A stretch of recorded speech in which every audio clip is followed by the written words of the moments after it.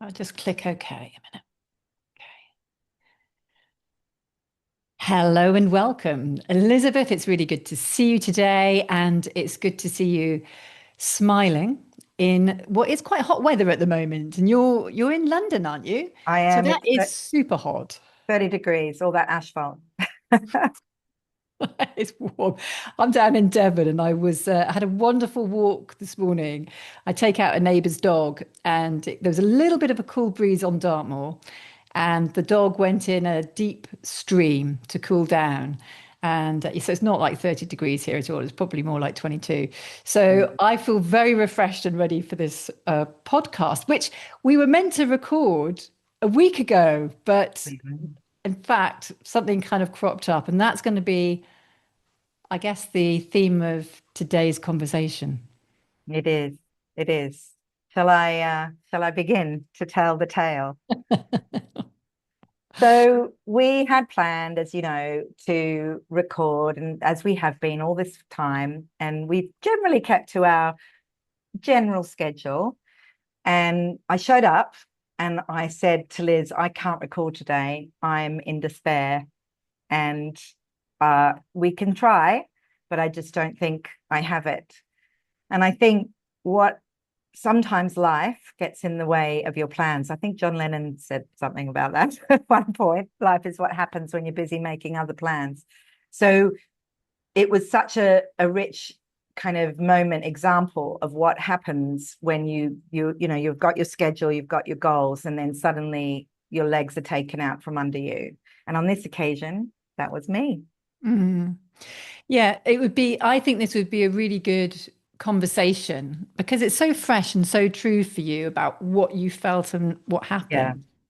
And I think my contribution might be um, if you find yourself in this position and you're supporting someone, what's a way to be around that. So maybe we can give both sides of that experience. I think that's a brilliant idea. And I want to say that Liz and I have known each other for a very long time.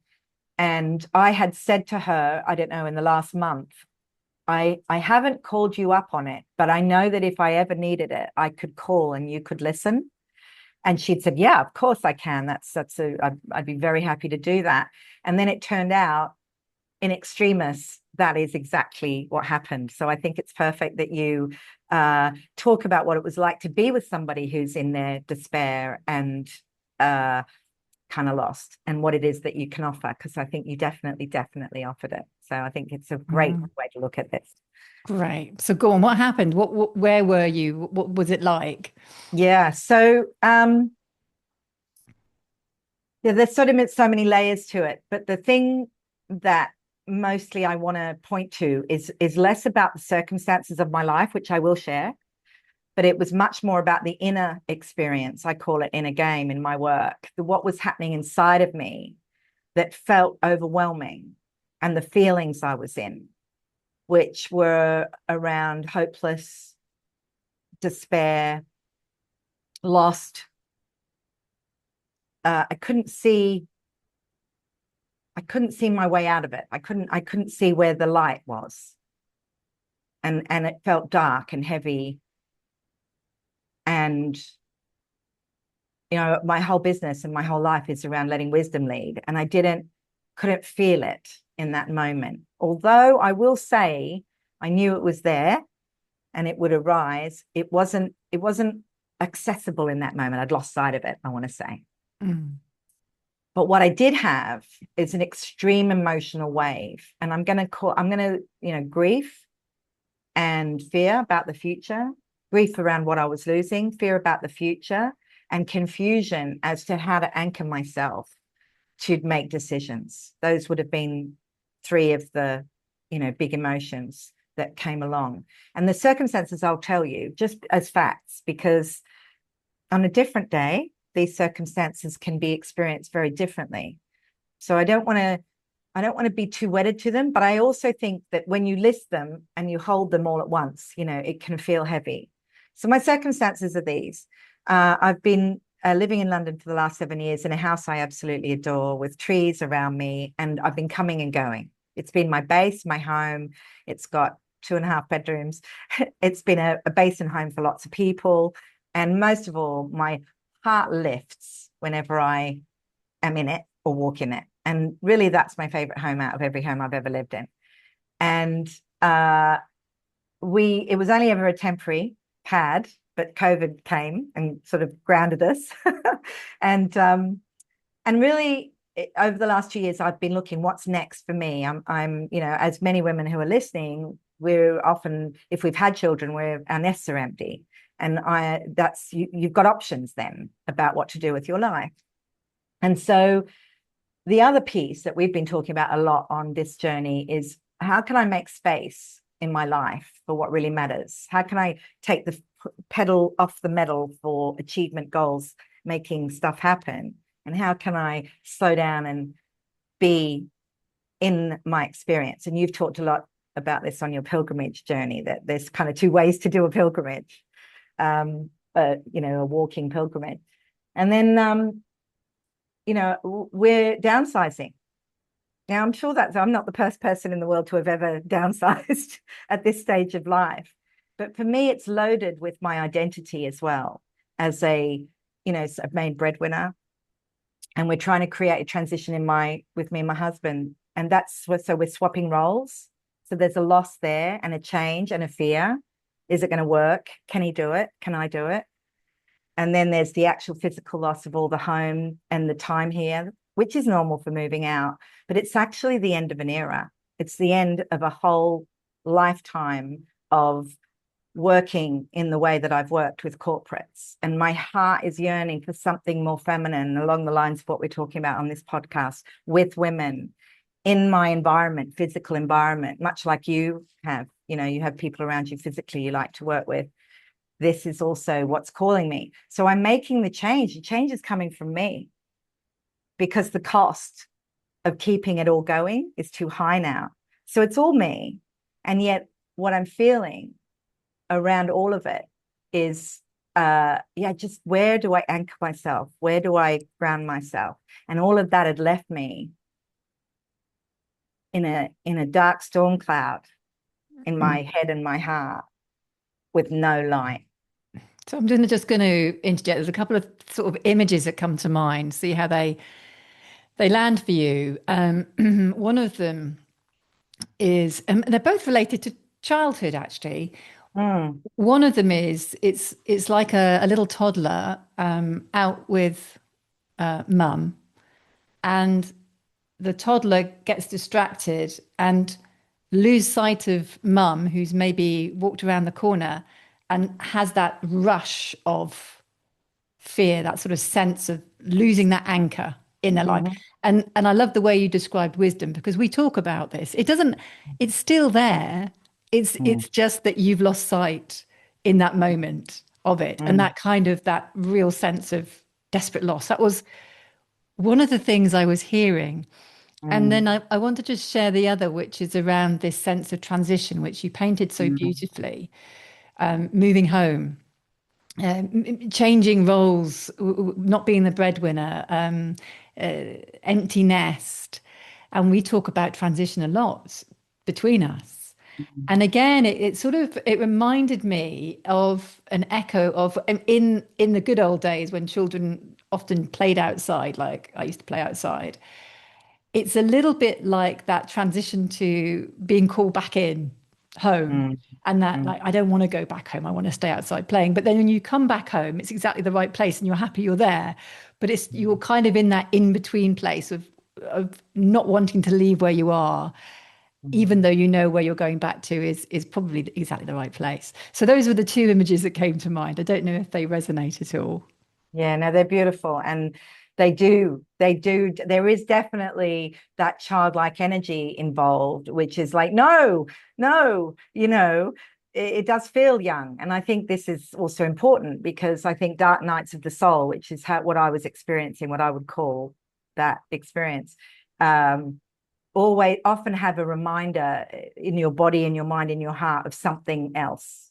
And so you're not just dealing with what's in front of you, you're dealing with the last time it felt like that for you and all the other times. There's kind of a sense of it all being very familiar in some way, and yet somehow I want to say bigger than you, which is the child feeling. It felt bigger than me. And I want to go there a little bit because I am very experienced at working with people in professional settings, and I do not really feel like something is bigger than me. This doesn't not really my experience, and I seem to be able to have something huge go on in my life, but still navigate whatever's in front of me. There's a part of me that can just settle down and be present anyway. But that was not available last week, Liz, and you know it because you were there. We were there to do something. We were willing to do it, both of us, but it wasn't available in that moment. And I remember, I feel the emotion coming up now because it meant so much to me. To be able to allow myself to be real with what my experience was and to be held in it. And there was one moment, I have to say this to you, Liz, in the whole, you're holding in me, you're listening and holding space for what I was saying and feeling. You said, well, I don't know.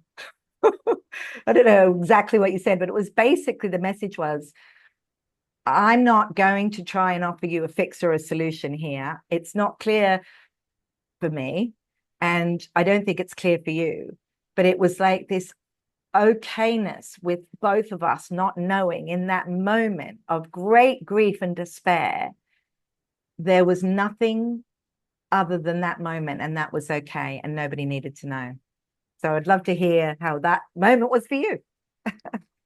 Well, it's really interesting to hear your take on that. And I suppose for me, because as you're saying, we met online to record the podcast, so we had a reason to be coming together, and we both had that as our intention. And yet, you were in, as you call it, a dark night of the soul.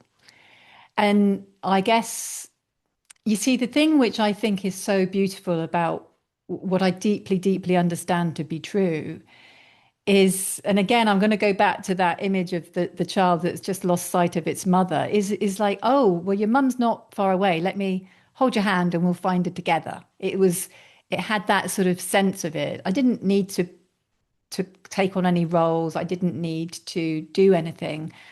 I knew that you were absolutely okay and you were just having an experience. And I kind of am very comfortable with people who are upset or in distress because I'll just sit and there's nothing to fix. It's just being with it. And I really got the sense of you because you were in it, but you weren't trying to avoid it. You weren't looking for a way out. You were it was almost like you'd stepped out into the storm and you were feeling the full brunt of the storm. So, whilst you were lost in those emotions and that dark place and you were feeling it fully, it didn't feel frightening for me as a listener because I kind of knew it was all okay. I didn't know how it was going to end up, but I knew it would be okay. So that's kind of where I was with it. And I also knew that we didn't need to fix anything in our call. Like there was nothing to fix. You were Mm, lost in something, or mm, you felt lost in something. I don't think you mm, were lost. You felt lost in something. And I just kind of was alongside you for part of that journey in your mm, lostness. So yeah, that's how it kind of occurred for me. mm. It's very moving when you say I just went out into the storm and let myself be in the storm, because that's probably what it was like for me. And I would, I would, Rumi has this quote, the cure for the pain is in the pain. And what that means to me is I'm in pain. I'm not going to resist it. I'm not going to analyze it away. I'm not going to figure it out. I'm not going to numb it. I'm just going to express and feel it and trust that in the meeting of it by me and with your listening space, that will be enough. And that will on its own will create what is needed. And I swear to God, I did not know if the outcome would be I had to pull the brakes on moving and find some other solution or change something. I didn't know. It was that unclear to me that what I was feeling was right and important and needed meeting, but I didn't know where it was leading me. And I will say that what I've seen and what I saw was really wisdom. Like it's like I had to go through the storm, not know, meet myself, be in that full storm, and get drenched. And then I came inside and I knew what to do. Like it was like somehow that had cleansed something. And then what to do was actually, in my case, really simple. I'll just share the insight because I think it's really interesting as part of the story. I saw quite simply, and this is also relevant for many women and who's listening, I had made a soul-based decision. So my gut knew it was right, but I had done it for others, for my kids, for the grandchildren, for my future, for a vision of my future, but really that involved others, and mostly for my husband because he thrives in Spain. And so I had decided this is now his time to thrive. And somewhere, I didn't know this, but my despair was telling me, but you need to thrive too. And that was the insight. It's up to me to create, to see where I can thrive in this. And I'll just fast forward to one of the things I like to do when I experience physical or emotional, I don't know what you call it, something needs attention, let's call it that. I often talk to a homeopath because they're interested in the whole body, the mind and the body and the heart. And I spoke to my homeopath a few days later, regaling some of my thoughts and feelings. And he just said, you'll make it good. That's all he said. You'll make it good. It was like gobsmacking because of course I'll make it good. I make everything good. Like if I'm in a tiny little bedroom, with not much in it, I'll still have a vase or, some music or a nice cushion, like whatever life presents me, I make it good. And I had lost sight of that. I'd lost sight of myself. But he said, wherever you go, there you are, which we often mean to say you and all your problems come too. But he actually meant wherever you go, there you are, all your assets and brilliance and resources. And that's what I'd lost sight of. So I thought that might be an interesting, because you didn't know that part, but that's an interesting follow on, isn't it, from what we were talking about? Yeah. And being in that space where you say we're ready to hear it, but it landed for you in a way that felt deeply true, which is kind of what for me an insight is that something lands in me that feels absolutely I know to be true. And you saw something there about thriving, that you will thrive wherever you are, which was a message from your soul as opposed to a fix from a technique or your head, isn't it? That's That's kind of. brilliant. That is a brilliant way to say it, Liz. A Mm. message from your soul. Yes, all the tingles. So I just want to give you a chance to say anything else before, we wrap up this very intense conversation, me anyway, about what it is like to bear witness and hold space and what allows you to do that when somebody is clearly suffering, because we often want to get involved, don't we?